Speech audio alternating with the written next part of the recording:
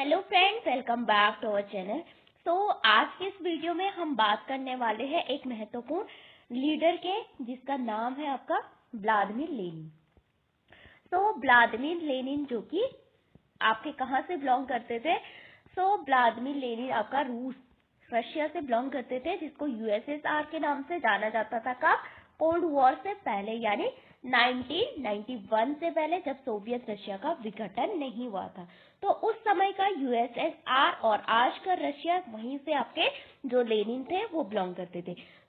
Lenin का जो time period रहा वो मेनली आपका 1870 से आपका 1870 टू 1924 1924 में उनकी मृत्यु होती है और 1870 में उनका जन्म हुआ था। सबसे पहले जो लेनिन है वो क्यों जाने जाते थे? जो लेनिन है वो महत्वपूर्ण रूसी जो कम्युनिस्ट पार्टी थी, रूसी कम्युनिस्ट पार्टी यानी रशियन कम्युनिस्ट पार्टी के संस्थापक रहे हैं। और रशियन कम्युनिस्ट पार्टी की जो स्थापना हुई है वो भी लेनिन के विचारों से हुई है और वो इस पार्टी के प्रेरणा स्रोत है। यानी जो रूसी कम्युनिस्ट पार्टी थी, इसका आइडिया भी आपका व्लादिमीर लेनिन के द्वारा दिया गया था। इसके बाद वो क्यों याद किए जाते हैं? दूसरा है कि सोवियत संघ के वो प्रथम प्रमुख थे। प्रथम प्रमुख का मतलब होता है कि सबसे पहले नेता थे, वहां पे प्रथम प्रमुख थे, सोवियत संघ के महत्वपूर्ण लीडर थे। एंड उसके बाद सोवियत संघ के निर्माता के तौर पे इन्हें जाना जाता है, लेनिन को। और यहाँ पे जो सोवियत संघ में कम्युनिस्ट इंटरनेशनल, कम्युनिस्ट इंटरनेशनल नामक एक संगठन के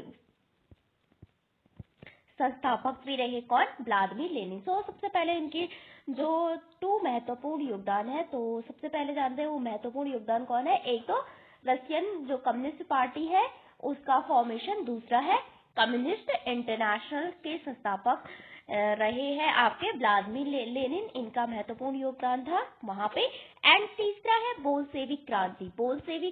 बोल्शेविक जो रेवोल्यूशन था वो भी आपका 1917 में लेनिन के कार्यकाल में ही हुआ था, जो कि एक महत्वपूर्ण रेवोल्यूशन था जो कि रशिया में हुआ था राजशाही के विरुद्ध। ओके,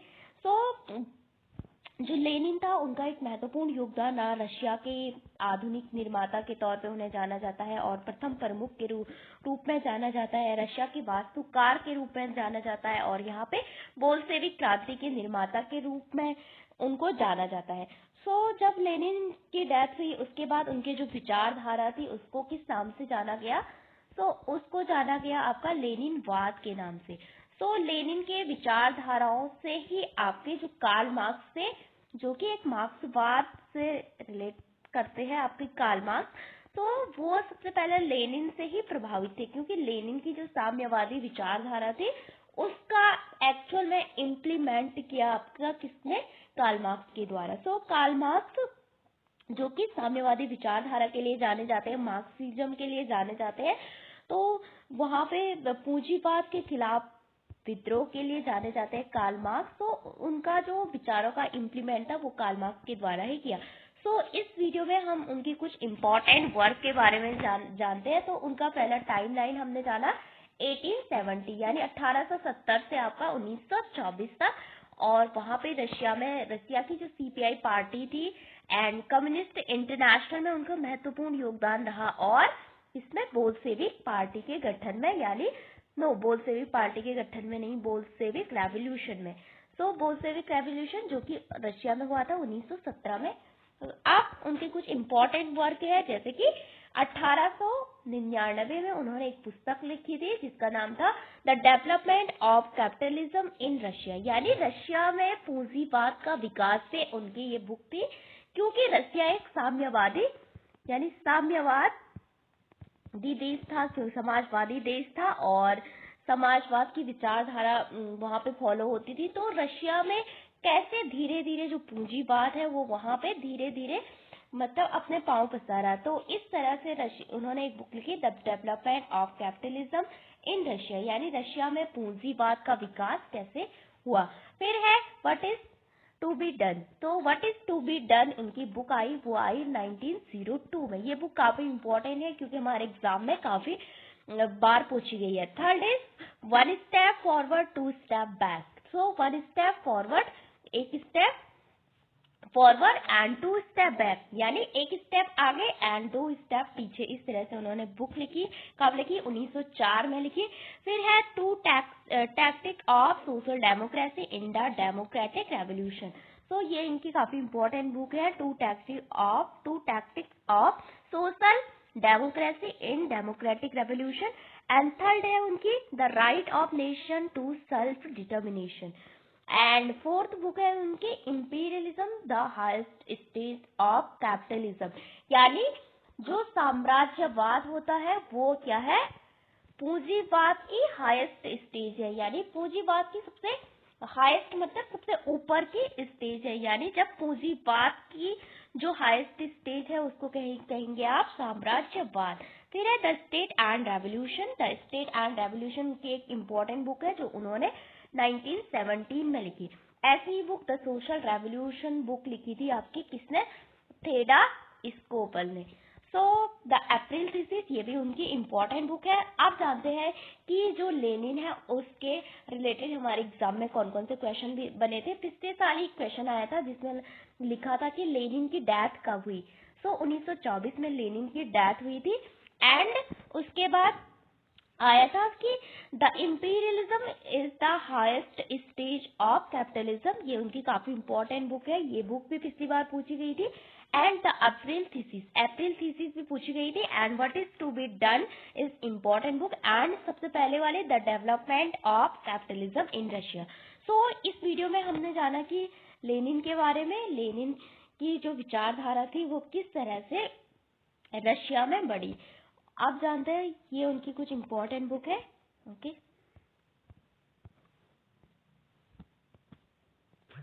और इस वीडियो में हम जानेंगे कुछ इम्पोर्टेंट ऐसे तानाशाह के बारे में जो कि दुनिया के सबसे बड़े तानाशाह रहे हैं, उनके बारे में जिन्होंने दुनिया में अधिनायकवाद यानी जो अथॉरिटेरियन विचारधारा थी उसका प्रचार प्रसार किया, जो कि अधिनायकवादी लीडर के तौर पे जाने जाते हैं। तो पिछले साल एक क्वेश्चन यहीं से बना था। तो सबसे पहले जानते हैं एडोल्फ हिटलर, जिसे सभी जानते हैं, जो कि जर्मनी का एक तानाशाह था। कहाँ का? जर्मनी का। उसके बाद जो कि मेनली सेकेंड वर्ल्ड वॉर के लिए भी हिटलर को ही उत्तरदायी समझा जाता है। एंड हिटलर के विचारों से ही दूसरा जो विश्व युद्ध था उसमें एक दूसरा विश्व युद्ध हुआ।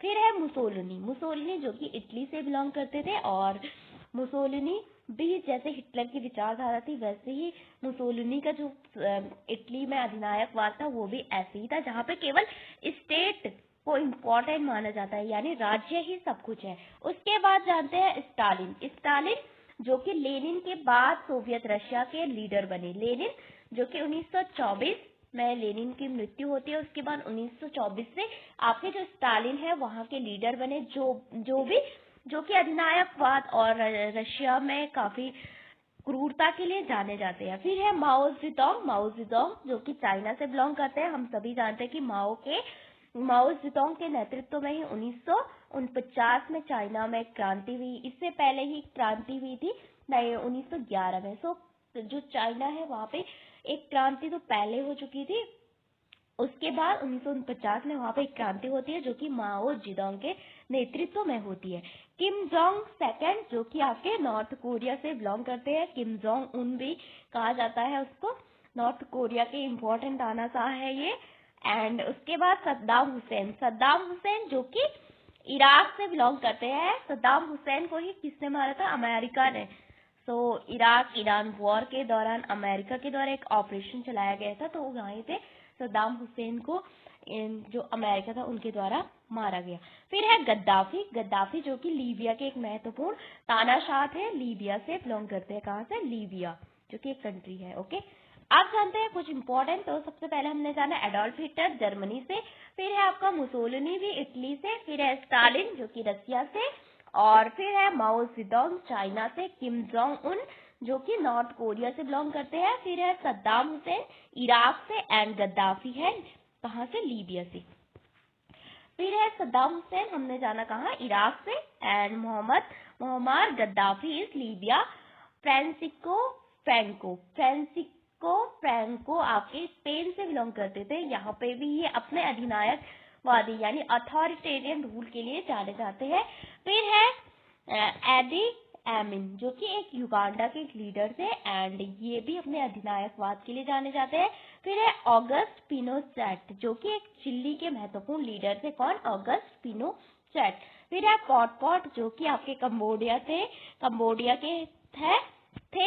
एंड फिर है अलेक्जेंडर लुकाशेंको, जो कि आज भी बेलारूस में जो लीडर है, इनका जो अधिनायकवाद आज भी बेलारूस में चलता है। बेलारूस जो कि पहले रशिया का ही पार्ट था एंड ये आज भी अपने तानाशाही विचारों के लिए यानी अथॉरिटेरियन रूल के लिए जाने जाते हैं और यहाँ पे इनके द्वारा जनता को जितनी भी उनकी आज़ादी है वो नहीं दी जाती है। तो ये था आपका video. So thank you for watching this.